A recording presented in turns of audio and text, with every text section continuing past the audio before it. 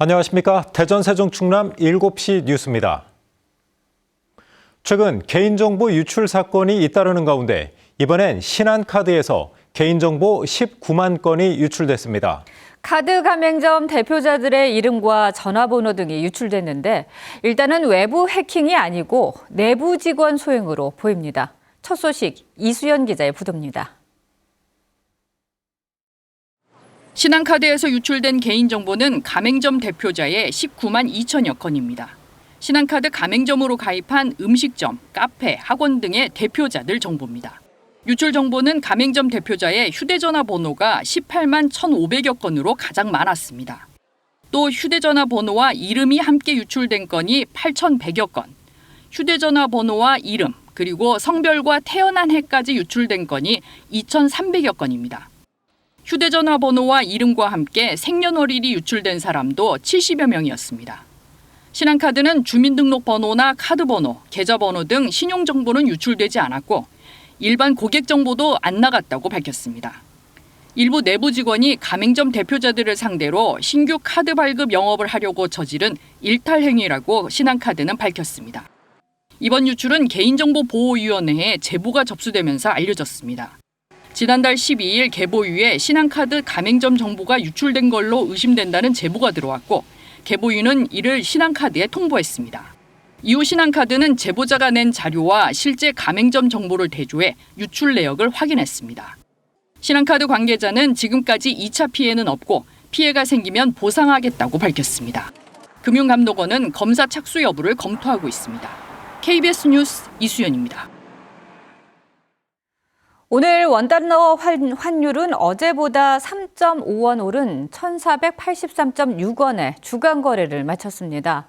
원달러 환율이 상승세를 이어가며 8개월 전 기록한 연고점에 바짝 다가섰습니다. 김민경 기자입니다. 오늘 서울 외환시장에서 원달러 환율은 전날보다 3.5원 오른 1,483.6원으로 집계됐습니다. 연고점이자 금융위기 이후 최고 수준이던 지난 4월 9일 1,484.1원 이후 8개월 만에 가장 높습니다. 오늘 장중 원달러 환율은 올해 종가 기준 연고점을 돌파하는 등 올해 최고치 근방에서 거래를 이어갔습니다. 1,480원의 장을 시작한 뒤 오름폭을 키워 오전 중 1,484.3원까지 오르기도 했습니다. 지난 4월 9일 기록한 주간 종가인 1,484.1원을 장중 한때이긴 하지만 넘은 겁니다. 올해 환율 최고가는 장중가는 4월 9일 1,487.6원이고 주간 종가 역시 같은 날 기록한 1,484.1원이 가장 높았습니다. 정부가 최근 환율 안정을 위한 각종 조치를 내놓고 있지만 단기적으로는 잘 안 먹혀드는 흐름입니다. 최근 원화와 동조화가 심해진 엔화가 약해졌고 수입업체가 연말 결제했을 달러를 더 찾으면서 달러 가격이 더 오르고 있다는 게 시장 전문가들 분석입니다. 지난주 157엔 후반까지 올랐던 엔달러 환율은 일본 외환당국의 구두 개입 등으로 156엔대로 소폭 내렸습니다. 오늘 엔달러 환율은 0.96엔 내린 156.12엔입니다. 주요 6개국 통화 대비 달러 가치를 나타내는 달러 인덱스는 0.23% 내린 98.027입니다. 한편 코스피는 2거래일 연속으로 4,100선 위에서 장을 마쳤습니다. 오늘 코스피는 전 거래일 대비 0.28% 오른 4,117.32의 거래를 마감했습니다. KBS 뉴스 김민경입니다. 일부 식품기업이 정부의 물가 대책을 탈세에 악용한 정황이 포착됐습니다. 서민 부담을 덜기 위해 수입품 관세를 깎아줬더니 그 혜택을 사주 일가에 몰아준 것으로 의심됩니다. 어떤 수법인지 김지숙 기자가 취재했습니다. 한우와 수입 쇠고기 가격 차이, 최근 빠르게 줄고 있습니다. 한우가 싸져서가 아니라 수입 쇠고기가 비싸져서입니다. 지난달 기준 수입 쇠고기는 1년 전보다 14.5% 올랐습니다. 예전에는 이제 한 근씩 사가시던 손님들도 이제 뭐 반근 정도밖에 못 사가시는 경우도 많이 생기고 있습니다. 특정 수입품 가격이 급등할 때 단골 대책 중 하나가 할당 관세입니다. 미리 할당한 수입량까지는 관세를 깎거나 면제해주는 조치로 축산물은 2022년엔 닭고기와 쇠고기, 지금은 돼지고기에 적용 중입니다. 가격 충격을 정부가 일부 받아줄 테니 소비자에겐 싸게 팔란 취지인데 일부 기업은 이를 탈세 기회로 삼았습니다. 매년 각종 수입 고기를 할당 관세로 유통하던 식품기업. 관세가 감면된 싼 고기를 한 거래업체에 몰아줬고 매출액은 땅 짚고 헤엄치기식으로 수년 전보다 3배 넘게 뛰었습니다. 알고 보니 사주 일가의 가족회사, 주주인 자녀에게 배당도 했습니다. 식품기업 4곳이 비슷한 방식으로 할당 관세를 악용한 걸로 국세청은 보고 있습니다. 물가 안정 목적으로 도입된 할당 관세 제도가 형해화되는 결과를 초래하였습니다. 이 밖에도 용량 눈속임, 슈링크플레이션 등으로 가격을 교란한 업체 등 총 31곳이 세무조사 대상에 올랐습니다. 국세청은 이들이 빼돌린 과세 소득은 1조 원 정도라고 밝혔습니다. KBS 뉴스 김지숙입니다. 삼성전자와 SK하이닉스의 핵심 기술을 빼돌려 중국 반도체 회사로 넘긴 전직 삼성전자 임원 등 일당 10명이 재판에 넘겨졌습니다. 이들이 빼돌린 기술은 국내 기업이 세계 최초로 개발해 유일하게 보유하고 있던 10나노대 D램 공정 기술로 유출에 따른 피해액은 최소 수십조 원에 달하는 것으로 추정됩니다. 보도에 김영훈 기자입니다. 중국 최초의 D램 반도체 회사인 창신 메모리 테크놀로지. 2016년 설립된 지 불과 7년 만에 세계에서 4번째로 10나노대 D램 양산에 성공했습니다. 2024년 세계 시장 점유율은 7%로 4위입니다. 중국 정부의 전폭적인 지원이 있었다고는 하나 유례를 찾기 힘든 성장 속도, 비결은 기술 훔치기였습니다. 창신은 먼저 삼성전자 연구원 전모 씨를 포섭해 삼성전자가 5년 동안 1조 6천억 원을 투입해 만든 10나노 공정 정보를 통째로 입수했습니다. 전 씨는 수백 장의 도면 등을 일일이 필사하는 방법으로 휴대폰과 USB 등을 제한하는 보안 시스템을 피했습니다. 이후 창 씨는 삼성전자 출신 엔지니어 등을 추가로 포섭했고 SK하이닉스의 국가 핵심 기술까지 훔쳤습니다. 중국 유일의 D램 반도체 회사가 불법 유출한 범행은 물론 유출된 기술을 부정 사용하여 중국 현지에서 최종 양산에까지 나아간 범행의 전모를 규명하였습니다. 이들은 국정원 등의 감시를 피해 위장 회사를 설립하고 주기적으로 사무실을 옮긴 것으로 조사됐습니다. 전화나 이메일은 중국산을 이용했고 출국 금지나 체포 등 위급 상황을 동료에게 전파하는 암호까지 미리 만들어놨습니다. 이들이 기술 유출을 대가로 받은 돈은 최대 30억 원의 연봉과 수억 원의 계약금, 자녀 국제학교 학비 등 많아야 수백억 원 상당.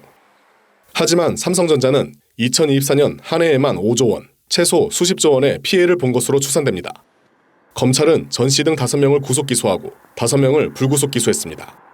아직 중국에 머물고 있는 잔당에 대해서는 인터폴 적색 수배를 조치하고 수사를 이어가고 있습니다. KBS 뉴스 김영훈입니다. 보좌관 명의의 계좌를 이용해 주식을 차명 거래한 혐의로 경찰 수사를 받아온 무소속 이춘석 의원이 오늘 검찰에 송치됐습니다. 경찰은 다만 이 의원이 미공개 정보를 주식 투자에 이용했다는 의혹은 혐의가 없다고 봤습니다. 최혜림 기자의 보도입니다. 지난 8월 국회 본회의장에서 보좌관 명의로 주식 거래하는 모습이 포착된 무소속 이춘석 의원. 국정기획위원회에서 얻은 미공개 정보를 이용했다는 의혹까지 불거졌습니다.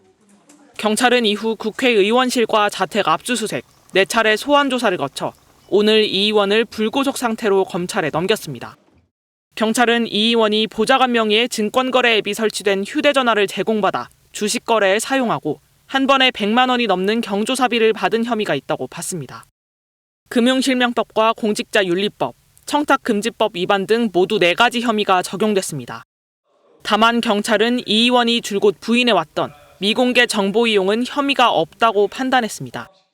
일반적으로 미공개 정보를 이용한 거래는 특정 종목을 골라 자금을 많이 투자하는 양상이 나타나는데 이 의원의 경우 여러 종목에 분산 투자하며 90% 넘게 손실을 본 걸로 알려졌기 때문입니다.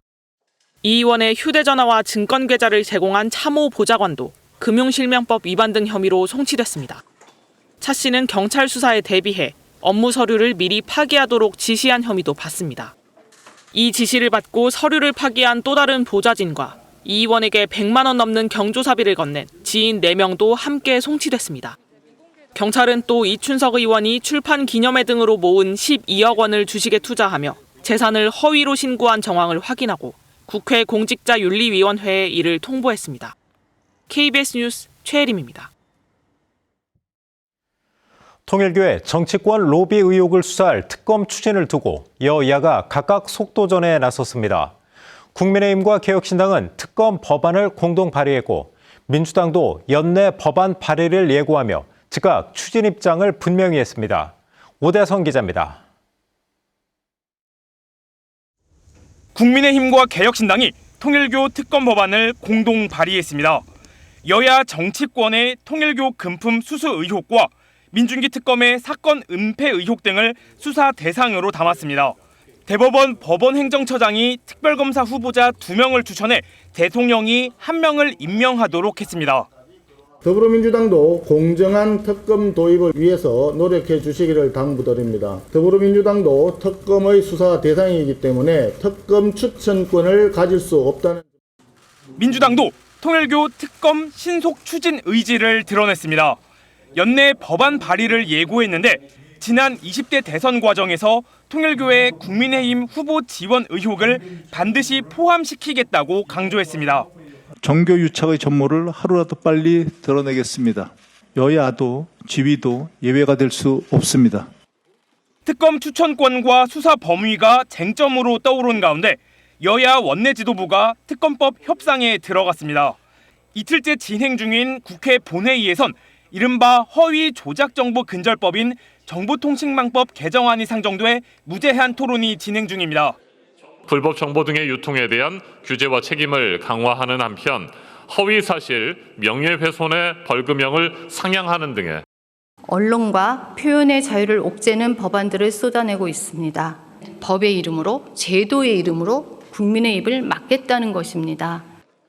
이에 앞서 내란전담 재판부 설치법은 야당의 무제한 토론 끝에 범여권 주도로 국회 본회의를 통과했습니다. KBS 뉴스 오대성입니다. 평양 무인기 작전 등 일반 이적 혐의로 추가 기소된 윤석열 전 대통령의 구속 신문이 진행됐습니다. 법원이 구속영장을 추가 발부할 경우 윤 전 대통령의 구속기한은 최장 6개월 연장됩니다. 정혜주 기자의 보도입니다. 윤석열 전 대통령에 대한 추가 구속신문이 열렸습니다. 내란 특검이 윤 전 대통령을 일반 이적 등 혐의로 기소하면서 법원에 추가 구속을 요청한 데 따른 겁니다. 윤 전 대통령의 구속기간은 내년 1월 18일 만료되는데 추가 영장이 발부된다면 최장 6개월 연장될 수 있습니다. 윤 전 대통령은 내란 우두머리 혐의로 구속됐다가 지난 3월 법원의 구속 취소 결정에 따라 석방된 뒤 체포영장 집행방해 혐의 등으로 지난 7월 내란 특검에 의해 재구속됐습니다. 이후 내란 특검은 윤 전 대통령에게 12.3 비상계엄 선포의 명분을 쌓고자 평양에 무인기를 투입해 북한을 군사 도발한 혐의를 추가로 적용해 재판에 넘겼습니다. 통일교 청탁 의혹을 받는 건진법사 전성배 씨에 대한 결심 공판도 열렸습니다. 이날 재판에는 김건희 여사가 증인으로 출석했습니다. 구인장까지 발부된 상황에서 계속 버티는 것은 실익이 적다고 판단한 것으로 보입니다. 다만 김 여사는 대부분의 질문에 증언을 거부했습니다. 특검팀은 전 씨에 대해 도합 징역 5년을 구형했습니다. 특검팀은 전 씨의 알선 내용 일부가 실현되는 등 국정농단이 현실화됐다면서 다만 뒤늦게 반성하고 고가 가방과 목걸이 등을 제출해 실체적 진실을 밝힌 점은 유리하게 고려했다고 설명했습니다. 전 씨는 최후 진술을 통해 사회에 무리를 일으킨 점을 진심으로 반성하고 또 반성하겠다고 했습니다. 전 씨에 대한 선고는 내년 2월 11일 오후 2시에 이루어질 예정입니다. KBS 뉴스 정혜주입니다. 지난 11일 시작된 이재명 정부의 업무 보고가 오늘 해수부와 산하기관을 끝으로 마무리됐습니다. 부산에선 해양수산부 이전 개청식이 열린 가운데 부산을 방문한 이 대통령은 부산 도약의 중대한 계기라며 지원을 아끼지 않겠다고 말했습니다. 방준원 기자의 보도입니다. 부산에서 국무회의를 주재한 이재명 대통령은 해수부의 부산 이전은 국토 균형 발전과 부산 도약의 중대 계기가 될 거라고 밝혔습니다. 제가 해수부를 연내 부산 이전을 하자라고 말씀드렸는데 국민들께 그리고 부산 시민들께 그 약속을 지키게 됐습니다. 지원 의지도 거듭 밝혔습니다. 항만시설 확충과 지역 산업 성장 지원을 통해 부산과 동남권을 북극 항로 시대를 선도하는 주인공으로 만들겠다고 강조했습니다. 가덕도 신공항을 본궤도에 올리고 부산의 K문화 관광 인프라도 강화할 것이라며 범정부 차원의 역량을 총 집중할 것이라고 말했습니다. 부산이 대한민국을 넘어 동북아시아의 대표적인 경제, 산업, 물류 중심 도시로 발돋움할 수 있게 재정, 행정 등 모든 지원을. 통일교 금품수수 의혹으로 장관직을 사퇴한 전재수 전 해수부 장관의 후임에는 지역 인재를 물색 중이라고 밝혔습니다.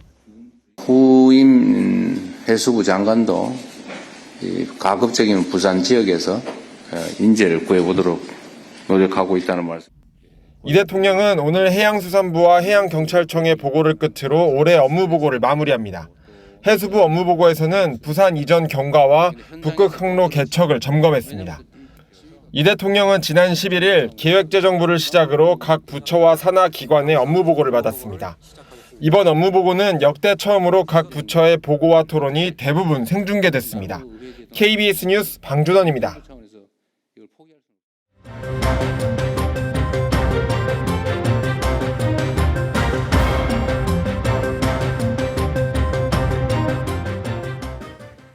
대전과 충남의 행정통합 논의가 빨라지면서 공무원들도 크게 술렁이고 있습니다. 특히 충청권 메가시티를 목표로 출범한 충청광역연합 소속 공무원들은 더욱 혼란스러운 상황인데요. 조직 재배치에 따른 혼란을 줄일 수 있는 내용이 통합 법안에 담기길 희망하고 있습니다. 보도에 최선중 기자입니다. 전국 최초 특별 지방자치단체로 출범한 충청광역연합 사무처, 대전, 세종, 충남북 등에서 파견된 직원 60여 명이 근무하고 있습니다. 대전과 충남의 통합이 기정사실로 흐르면서 사무실 분위기는 무겁기만 합니다. 기자를 만난 직원들은 인터뷰를 할 수 없다면서도 이런 속내를 털어놨습니다. 대통령 말 한마디에 이게 무슨 난리냐, 대혼란 상태다.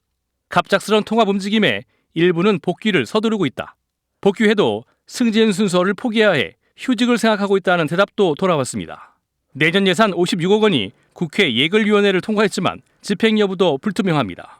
이 충청광역연합은 4개 시도에서 14억 원씩을 푼 다음에 지난해 이맘때쯤 설립됐습니다. 1년 만에 문을 닫을 상황에 놓이면서 이에 따른 매몰 비용 발생과 함께 인건비를 포함한 내년 예상 집행도 중단될 위기에 처했습니다. 대전과 충남이 통합하면 공무원 수만 4만 5천여 명. 거대 조직이 출범하면 업무 재배치로 당장 이사를 준비할지 모른다는 걱정도 많습니다. 행정 서비스 질은 떨어질 수밖에 없습니다. 공무원들이 그 과정에서 전혀 정책 기획이나 이런 것보다 부서 간의 그 권력 조정하고 내부 협의하고 이러다 보면은 주민 대응이고 무슨 정책이고 이게 아니고요.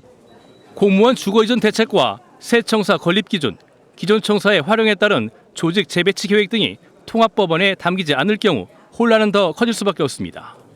이런 가운데 이장호 대전시장과 김태흠 충남도지사가 내일 충남도청에서 행정통합안을 논의하기 위한 비공개 회동을 갖기로 하면서 논의 내용에 관심이 쏠리고 있습니다. KBS 뉴스 최선중입니다. 충청권 광역급행철도 CTX 사업이 민자 적격성 조사를 통과했다는 소식 얼마 전 전해드렸습니다. 사업이 이제 막 첫 관문에 들어선 셈인데 곳곳에서 정차역과 노선을 연장하려는 움직임이 일고 있습니다. 이왕 추진하는 사업을 다방면으로 활용하자는 요구이지만 사업 자체가 흔들릴 수 있다는 우려도 나옵니다. 박병준 기자입니다. 정부 대전청사에서 정부 세종청사를 거쳐 충북 청주공항까지 64km 구간을 연결하는 충청권 광역급행철도 CTX 사업. 대전에서 청주까지 30분대 이동을 목표로 한 만큼 현재 예정된 정차역은 대전과 세종 각 2곳 등 모두 7곳입니다. 이들 정차역 사이에 역사를 더 늘리자는 요구가 본격화하고 있습니다. 세종에선 CTX 노선을 도심 지하철로 활용하자는 민간 단체가 출범했습니다. 세종의 3곳, 청주의 2곳 등 최소 5개 역을 추가해 도심 내 이동 편익을 높이자는 주장입니다. 지하철을 나중에 따로 개통을 한다고 한다면 또 수조 원의 예산이 투입이 될 것입니다. 또 그 시차가 10년이 될지 20년이 될지 모르기 때문에 대전은 노선 연장을 요구하고 있습니다. 이장우 대전시장은 이달 초 간부회의에서 이 CTX 노선을 서대전역까지 연장하는 안을 정부와 협의하라고 지시했습니다. 장기적으로 보면 도시 발전을 위해서 서대전역까지는 뽑아야 될 것 같다. 처음부터 할 때. 전문가들은 신중한 접근을 지적합니다. 시속 180km급 준고속철로 설계된 만큼 정차역이나 노선이 증가하면 이 사업 취지를 흔들 수 있다는 겁니다. 사업 타당성이 떨어지게 되고 민간 사업자의 수익이 떨어질 수 있는 구조이기 때문에 상당히 수용하기는 어려운 구조 아닌가 싶습니다. 이제 첫 관문을 넘은 CTX 사업을 놓고 지역별 요구가 본격화하면서 사업에는 어떤 영향을 미칠지 주목됩니다. KBS 뉴스 박병준입니다.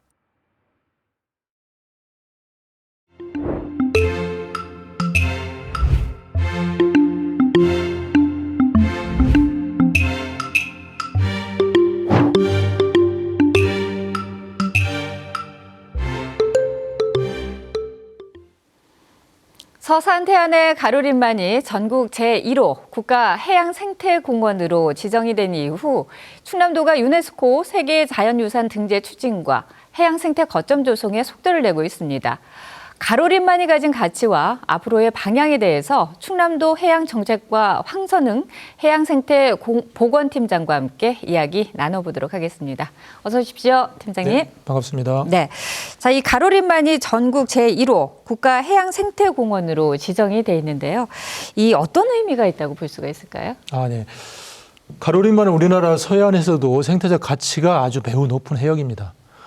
조수간만의 차이와 넓은 갯벌이 만들어내는 환경 덕분에 멸종위기종 등 다양한 생명의 보고로 평가받고 있습니다. 네. 특히 가로림만은 국내에서 유일하게 점박이 물범을 육지에서 볼 수 있는 아주 특별한 곳입니다. 네. 2023년도 해양생태계 종합조사에 따르면 가로림만은 대형 저서생물이 68종이고요. 바다생물이 약 54종으로 국내에서 가장 많다고 보고 있습니다.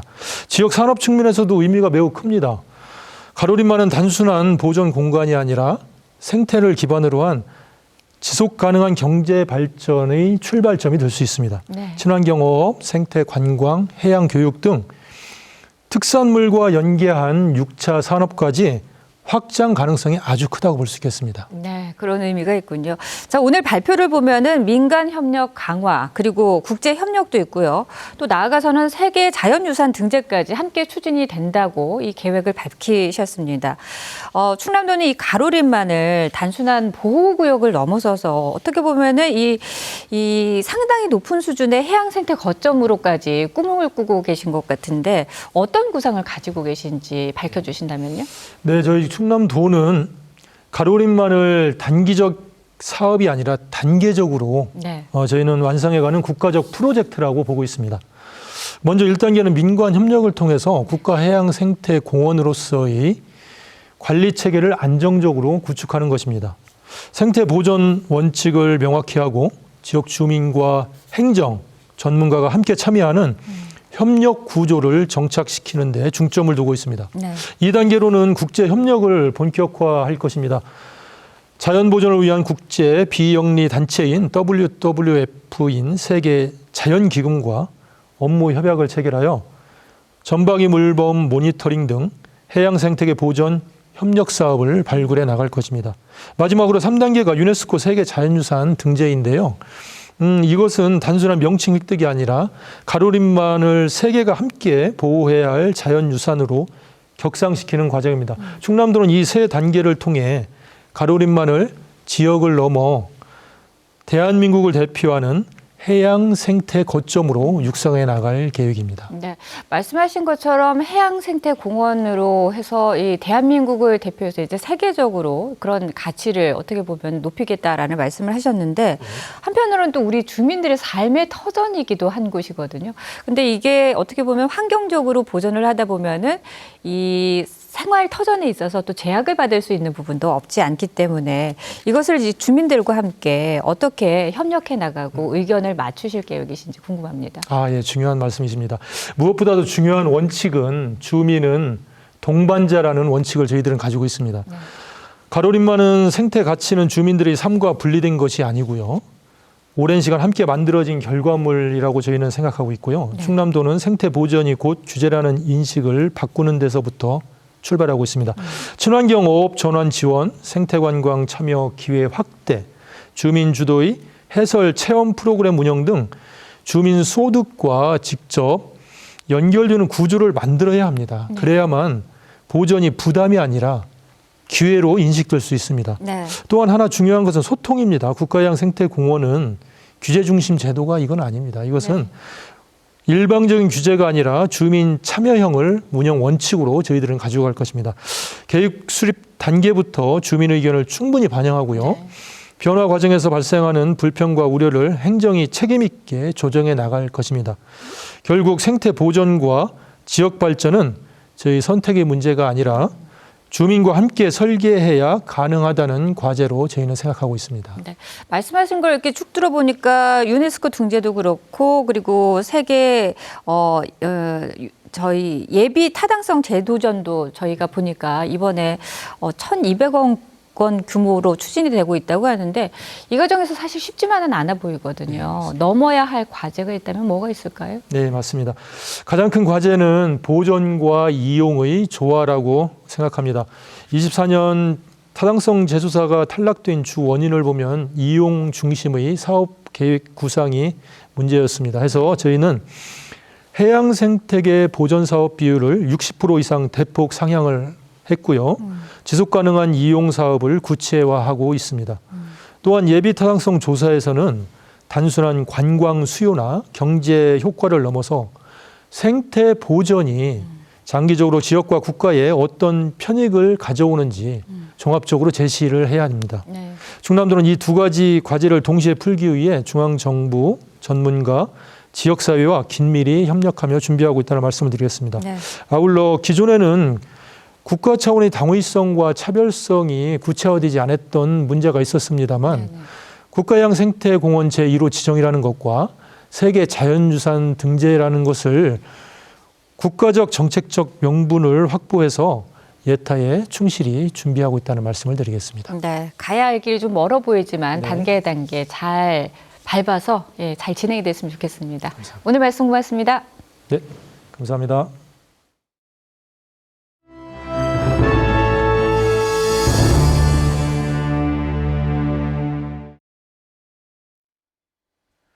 다사다난했던 2025년도 이제 저물어가고 있습니다.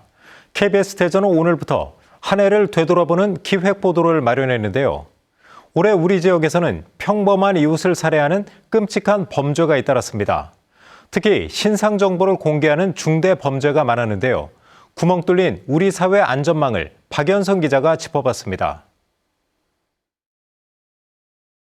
8살짜리 고 김하늘 양을 무참히 살해한 48살 명재환. 교사의 본분을 버리고 미리 흉기를 준비해 학생을 살해한 전대미문의 사건에 연초부터 지역사회는 큰 슬픔과 분노에 휩싸였습니다. 피해자한테 하실 말씀 없으신가요? 충격이 채 가시기 전 서천에서는 여성을 대상으로 한 무차별 살인 사건이 벌어졌습니다. 거리를 배회하던 34살 김지연은 운동하러 나온 40대 여성을 발견하고 흉기를 휘둘렀습니다. 투자 실패로 인한 개인적 분노를 일면식도 없는 여성에게 쏟아낸 겁니다. 7월에는 26살 장재원이 흉기로 전 여자친구를 살해했습니다. 도심 주택가 한가운데 벌인 참혹한 사건이었는데 자신을 무시했다는 게 범행 이유였습니다. 세미 천안에서는 층간소음 갈등이 살인사건으로 번졌습니다. 47살 양민주는 차량으로 관리사무소 문을 부수고 들어가 자신을 피해 도망친 70대 윗집 주민을 살해했습니다. 여기에 출소 9개월 만에 지인을 죽인 64살 박찬성 등 신상 정보가 공개될 정도의 중대 범죄가 올 한 해 지역에서만 5건이나 발생했습니다. 그런가 하면 이례적인 화재에 가슴 졸이는 순간도 이어졌습니다. 국가전선망 마비를 불러온 국정자원 화재는 우리 사회 안전불감증의 현주소를 적나라하게 드러냈고 수백 곳 넘는 정부기관이 멈춰서면서 국민 전체가 상당 기간 큰 불편을 겪었습니다. 지난달에는 천안 이랜드 물류센터에 큰 불이 났습니다. 축구장 27개 크기에 달하는 초대형 물류센터는 보관돼 있던 의류와 신발 1,100만여 점과 함께 화마 속으로 사라졌습니다. 명백한 인재인 안전불감증에 아직 구멍이 많은 사회안전망까지 다사다난했던 2025년은 우리 사회 구성원 모두에게 또 한 번 숙제를 남겼습니다. KBS 뉴스 박연선입니다. 지은 지 20년 넘은 대전 우월드를 전면 개선하는 사업이 본격적으로 추진됩니다. 대전도시공사가 3천억 원 넘는 예산을 투입해 사실상 새 테마파크로 만든다는 계획인데 막대한 사업비를 회수할 수 있느냐가 과제입니다. 성룡희 기자입니다. 2002년 문을 연 대전 우월드입니다. 세월의 흔적처럼 칠이 벗겨진 놀이기구들이 눈에 띕니다. 낡아가는 시설에 방문객은 올해 68만 명대로 전성기의 절반 수준까지 떨어졌고 연간 적자도 110억 원에 달합니다. 변화가 절실한 우월드에 새 숨을 불어넣는 사업이 본격 추진됩니다. 우월드 재창조 사업이 중요 관문인 지방공기업 평가원 타당성 평가를 통과했습니다. 우월드는 개장 이래 최대의 위기에 직면해 있습니다. 재창조의 목표는 전 세대를 만족시키는 최고 수준의 종합 테마파크 완성입니다. 2031년까지 시설 개선에 대전도시공사 예산 3,300억 원이 투입됩니다. 초대형 롤러코스터 4대가 설치되고 사파리 면적은 30% 이상 늘어날 예정입니다. 늑대 사파리 옆 이색 글램핑장과 최신 트렌드를 반영한 워터파크도 계획됐습니다. 재창조에 가까운 시설 개선으로 우월드의 경쟁력 강화가 기대되지만 이 막대한 사업비 회수는 숙제입니다. 대전도시공사는 사업비의 70%인 2,300억 원을 공사채로 조달할 계획입니다. 하지만 2028년이면 부채 규모가 2조 4천억 원대로 지금보다 5배 넘게 불어날 것으로 예상돼 부담이 적지 않습니다. 공공 예산으로 장밋빛 미래만을 얘기하면서 과도한 어떤 수요 예측을 하는 것은 아닌지 굉장히 우려되고, 사업 이후 성심당 방문객 4분의 1이 우월드를 찾을 것이라며 연간 300만 명 방문을 예상한 대전시. 도시공사가 빚을 내기 위한 자본금이 대전시 예산으로 채워지는 만큼 사업 추진에 치밀한 전략이 필요해 보입니다. KBS 뉴스 성룡입니다.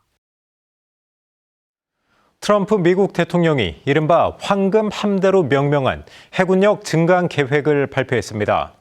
이 계획에는 신형 프리기탐 건조도 포함되어 있는데 트럼프 대통령은 이 함정이 한국 기업과의 협력으로 만들어질 것이라고 밝혔습니다. 박석호 기자가 보도합니다. 트럼프 미국 대통령이 대규모 해군력 증강 계획을 공식 발표했습니다. 이른바 황금 함대 계획. 노후화된 해군 함정을 더 크고 강력한 신형 함정으로 대폭 대체한다는 계획입니다. As you know, we're desperately in need of ships. Our ships are, some of them have gotten old and tired and obsolete, and we're going to go the exact opposite direction. 트럼프 대통령은 그러면서 미 해군이 도입할 신형 프리기탐, 즉 호위함을 한국 기업과 협력해 만들 것이라고 밝혔습니다. They're going to be working with the South Korean company. Hanwha, a good company, recently agreed to invest $5 billion in Philadelphia naval ship. 앞서 한화는 미국 필라델피아에 있는 필리 조선소를 인수했는데 신형 프리기탐이 이곳에서 건조될 것이란 뜻으로 보입니다. 트럼프 대통령의 이런 계획은 중국과의 해군력 경쟁에서 우위를 확보하고 동시에 조선업 부흥을 통해 일자리를 창출한다는 목표를 담고 있습니다.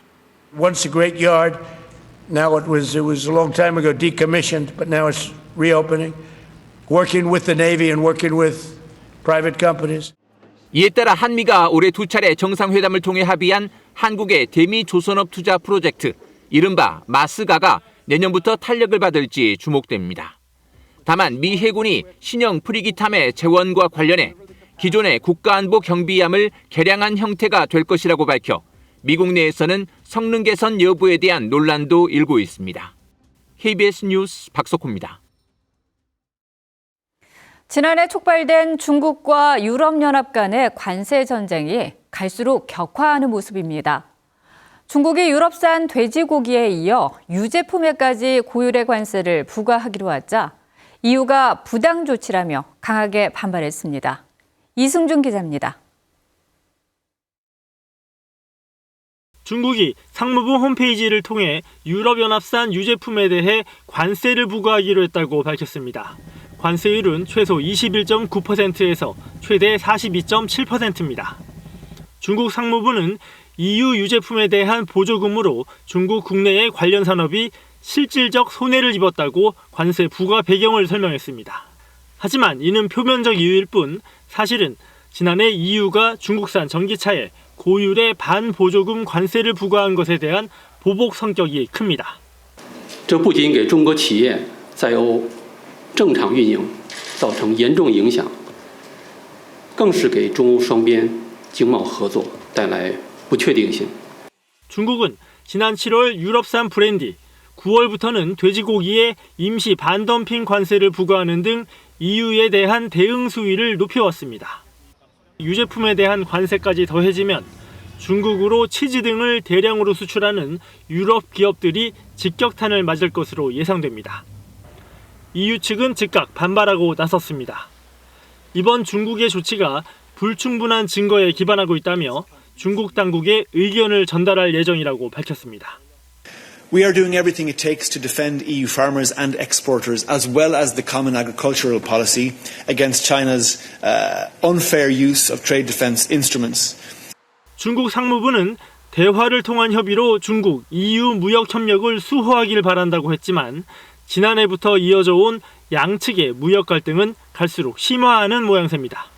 KBS 뉴스 이승준입니다.